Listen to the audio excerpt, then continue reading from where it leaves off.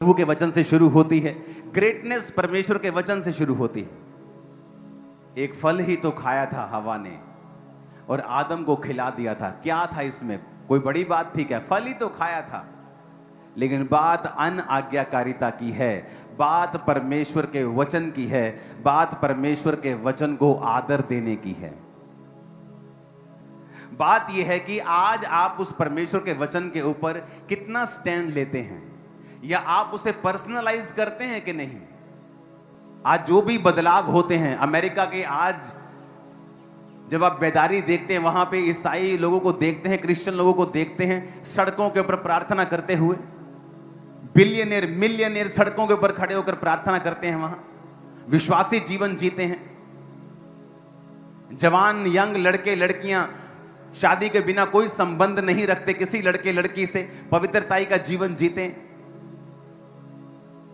और अगर आप देखेंगे अमेरिका की बेदारी 1900 में, जब परमेश्वर के बड़े बड़े सेवक जो आज खुदा में सो चुके हैं और प्रभु के पास स्वर्ग में हैं, आप उनकी जीवनी को कभी पढ़ना। उन्होंने प्रार्थनाएं की हैं, परमेश्वर के वचन के ऊपर खड़े रहे कि परमेश्वर तेरे वचन में लिखा है कि तूने हमें बीमारियों पर अधिकार दिया है। एक सेवक अड़ गया परमेश्वर के सामने, कनाडा का सेवक था, अमेरिका में उसकी सेवक आई थी, अड़ गया परमेश्वर के सामने, कहता प्रभु तेरे वचन में लिखा है तू चंगा करता है, मुझे ये चंगाई की सामर्थ्य चाहिए, कुछ भी कर मुझे चाहिए, या मुझे ले जा, मुझे दुनिया से ले जा, लेकिन मुझे ये सामर्थ्य चाहिए लोगों को हील करने की। और जब वो एक जगह पे जा रहा था प्रार्थना करते हुए, तो सामने से कोई टॉर्च लेके आ रहा था ऐसे चलता हुआ। उसे लगा शायद कोई चौकीदार है या कोई और आदमी है। तो वो जब टॉर्च लेके उसके पास आया, वो स्वर्गदूत था और उसके हाथ में बाइबल थी जो चमक रही थी। सुनो, ये रियल स्टोरी है। और उसने उस परमेश्वर के दास को कहा कि आज लोगों के अंदर समर्पित जीवन नहीं है, आज लोगों ने अपना समर्पण परमेश्वर के सामने नहीं किया है, इसीलिए वो प्रेरितों के काम वाली सामर्थ्य भी उन पास्टरों की लाइफ पे नहीं है। वो ये कहकर स्वर्गदूत गायब हो गए और बाइबल भी गायब हो गई। और उस सेवक ने परमेश्वर के दर्शन को समझ लिया कि मैंने जो परमेश्वर के सामने जिद करके प्रार्थनाएं की हैं, परमेश्वर ने मुझे उसका उत्तर दिया है। और उसने प्रेयर्स करनी स्टार्ट की और एक स्ट्रॉन्ग हीलिंग अनॉइंटिंग उसकी लाइफ में आए और काम करे। अब ये हिस्ट्री में रिकॉर्ड है और सारी रिटन चीजें हैं। 1905 में जिस शहर में वो सेवा करने लगा था, वहां पे 1,00,000 रिटन मिरेकल्स उसकी सेवकाई में हुए थे। और जब अमेरिका के डिपार्टमेंट्स ने उस शहर का सर्वे किया, और जब पूरे देश का सर्वे होता है, तो उसका जो शहर था पूरे देश का सबसे ज्यादा हेल्थी और चंगा शरीर वाला, जहां सब लोग चंगे थे, पूरे देश में वो शहर, वो कस्बा नंबर 1 था पूरे देश, पूरे अमेरिका में। क्योंकि इतने मिरेकल्स उसकी सेवकाई से हुए, इतने हीलिंग्स उसकी सेवकाई से हुई, क्योंकि एक परमेश्वर के दास ने स्टैंड लिया कि मैं परमेश्वर के वचन के ऊपर चलूंगा। जब आप परमेश्वर के वचन के ऊपर स्टैंड लेते हैं और खड़े रहते हैं, और ये बहुत बड़ा नहीं होता है, शुरुआत बहुत बड़ी नहीं होती है, छोटी सी होती है।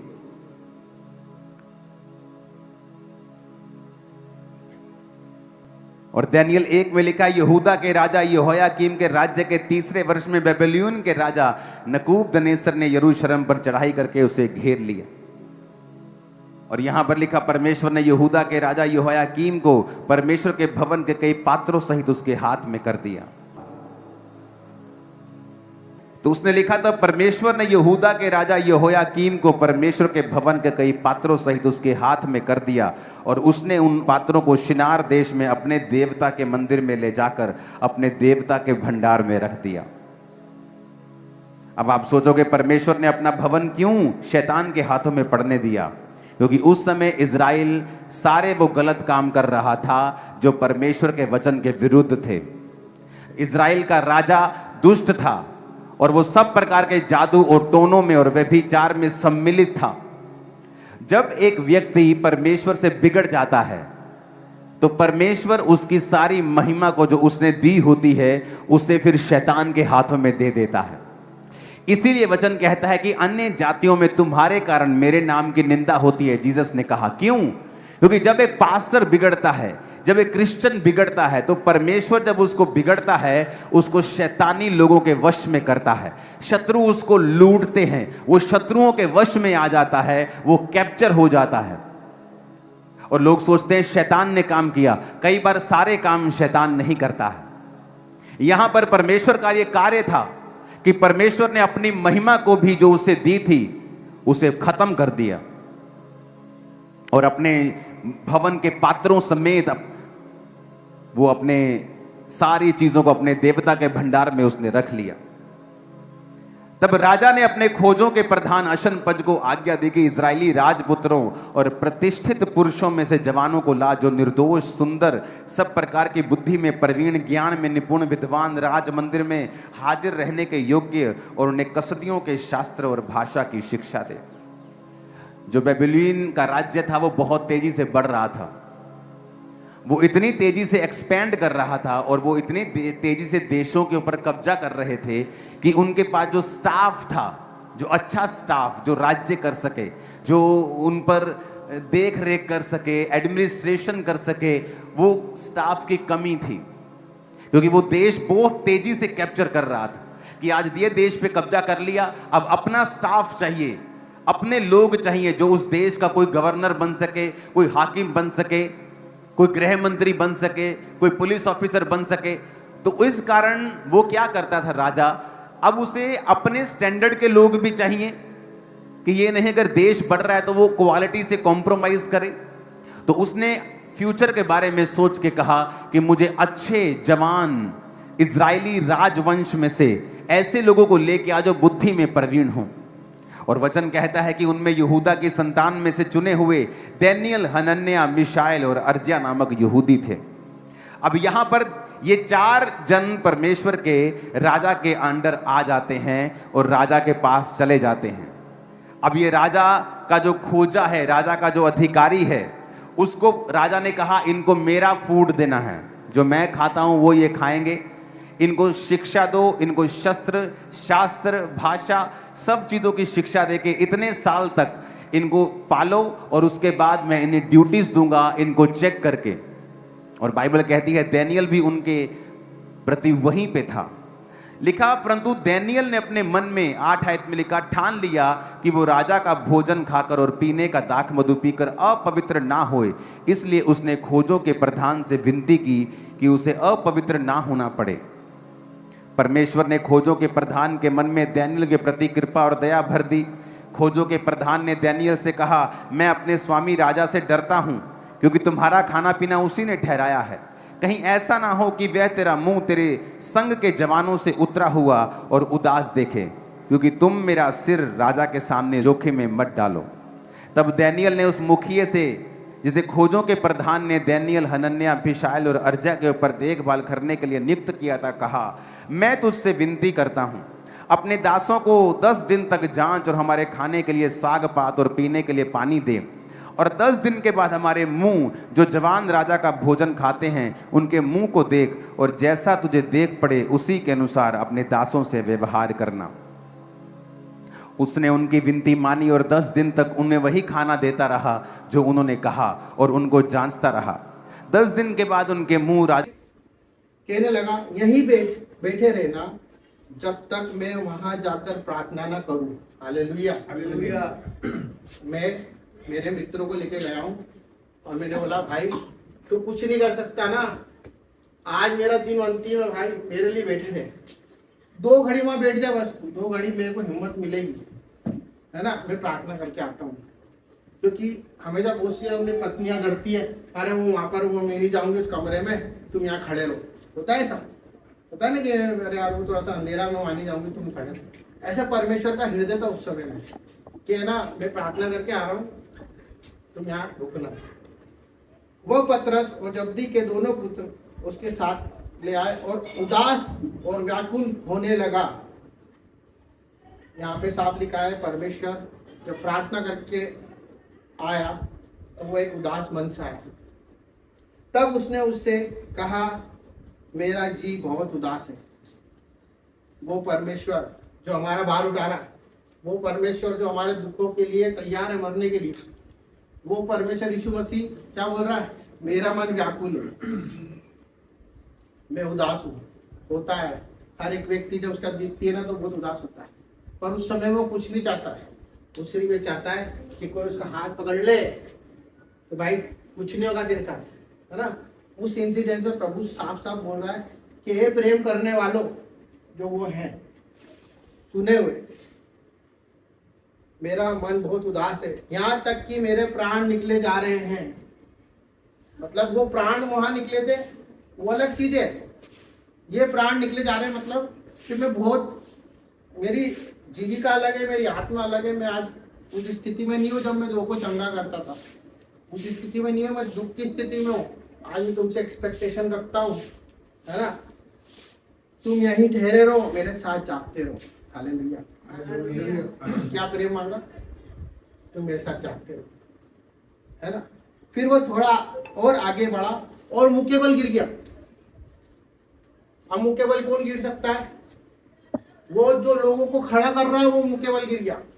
वो यीशु मसीह जो लोगों की पीड़ा झट से ठीक कर देता था, वो मुक्के बल गिरा और गिरने के बाद भी उसने प्रार्थना की। प्रार्थना की, हे मेरे पिता, यदि हो सके तो ये कटोरा मुझसे टल जाए। हालेलुया। ये कटोरा टल जाने का मतलब क्या? एक बुरी परिस्थिति उसके ऊपर आ रही थी, वो ये नहीं चाहता था कि प्रभु ये चीज को हटा दे मेरे से, टल जाए। टल जाए मतलब आज तक कुछ पोस्टपोन हो जाए कि आज थोड़ी देर के लिए कुछ मेरे को कुछ इसका एक अल्टरनेट कुछ मिल जाए। प्रभु आज नहीं, मैं तो तेरे वादे पे टिका, कुछ अल्टरनेट मिल जाए, मतलब कोई ना कोई ऐसा रास्ता मिल जाए। पर परमेश्वर तो भी जैसा तू चाहता है वैसा ही हो, जैसा तो भी मैं चाहता हूं वैसा नहीं, परंतु जैसा तू चाहता है वैसा ही। मतलब अगर तू मेरे लिए को रास्ता निकाला ना तीसरा, फिर भी तेरी इच्छा से निकालना, है ना। मैं ये भी बोल रहा हूँ, जब करूंगा तो मैं वादा तो पूरा ही करूंगा। मैं व्याकुल हो रहा हूँ, मैं तड़प रहा हूँ, मैं गिर रहा हूँ और मेरा खून, मेरा पसीना खून बन रहा है। उसके बाद उस व्याकुल स्थिति में भी परमेश्वर फिर आता है। फिर उसने चेलों के पास आकर उन्हें सोता पाया और पतरस से कहा, क्या तुम मेरे साथ एक घड़ी भी नहीं जाग सके? हालेलुया। ये तकलीफ है प्रभु की। वो क्या बोल रहे, एक घड़ी नहीं जाग सके। वो दिन रात उनके साथ रहते थे, वो उनको रोटी तोड़ के खिला रहा है, सब कर रहा है, जमाने भर में लेता फिर रहा है। वो बोले एक घड़ी जाग जाना मेरे लिए भाई। वो सो गए, पतरस सो गया। फिर भी परमेश्वर ने उन्हें क्षमा किया। क्या तुम मेरे लिए एक घड़ी भी नहीं जाग सके? ये टोंट थी प्रभु की, वो कुछ बुरा नहीं चाहता था, पर उनको उन्होंने बता दिया कि तुम एक घड़ी भी नहीं जाग सकते।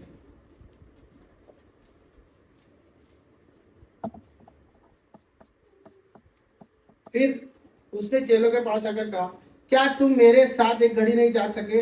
जागते रहो और प्रार्थना करते रहो कि तुम परीक्षा में ना पड़ो। आत्मा तो तैयार है परंतु शरीर दुर्बल है। यहाँ पे परमेश्वर साफ साफ बोल रहा है, क्या मैं तो पड़ गया हूँ परीक्षा में, ऐसा ना हो मेरे साथ तेरा भी क्रूस होगा। जागो और प्रार्थना करो, क्योंकि मैं तो परमेश्वर के वादे पे टिक गया हूँ। तुम भी जागो और परीक्षा में न पढ़ो। और उनको वहां पे भी प्रभु ने एक वर्ड के द्वारा समझाया कि जो आत्मा ना तुम्हारे दिन भर बोलती रहती है, परमेश्वर हमसे प्यार करते हैं, परमेश्वर आपके प्रभु, ये अब तेरा शरीर तेरे साथ नहीं दे रहा है, क्योंकि तू दुर्बल हो गया, तू दुर्बल स्थिति में आ गया, क्योंकि नींद हावी हो गई।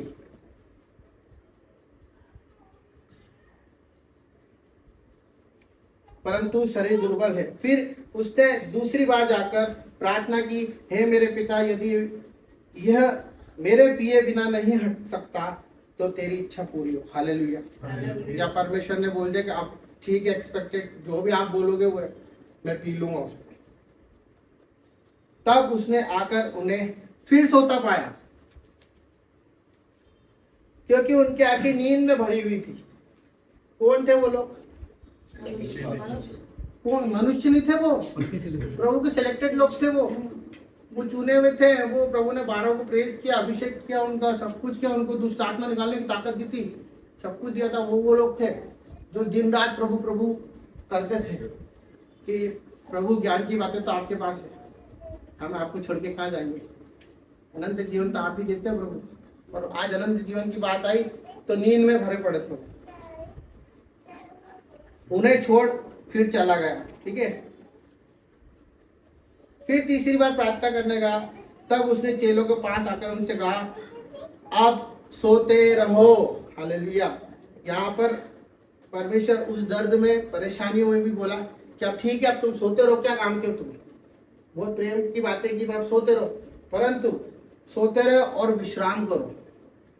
ठीक है, देखो अब इस सोते रहो यहाँ पर एक थोड़ा सा डॉट लगा हुआ है, इसका मतलब कि प्रभु ने उनको एक टोंट मारी है कि सोते रहो, विश्राम करते रहो, चलो फिर भी मेरे साथ चल के देखो कि अब मेरे साथ क्या क्या होएगा। यहाँ आगे वचन में लिखा है कि देखो घड़ी आप पहुंची है और मनुष्य का पुत्र पापियों के हाथ पकड़ा जाता है, और चेले देखो मेरे पकड़ने वाला निकट आ पहुंचा है। पकड़ने वाला निकट आ पहुंचा है। अब पकड़ने वाला कौन था और पकड़ाने वाला कौन था?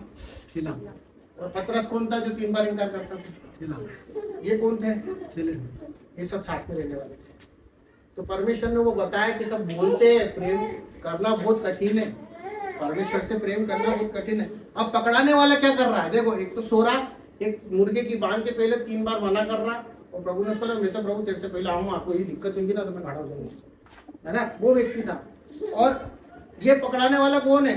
आगे हम पढ़ते हैं, वो ये कह ही रहा था कि यहूदा जो 12 में से एक था आया, उसके पास प्रधान याजकों और लोगों को, पुरोनियों को और बड़ी भीड़ तलवारें और लाठियां लिए हुए आई। उसके पकड़वाने ने उन्हें संकेत दिया था कि जिसको तू चूम ले वही उसे पकड़ लेना, और तुरंत यीशु के पास आकर हे रब्बी नमस्कार, और उसको बहुत चूमा। Hallelujah, hallelujah. मैं हालेलुया प्रभु के लिए बोल रहा हूँ, क्योंकि प्रभु का प्रेम देखो कैसा। अब वो कौन था चूमने वाला?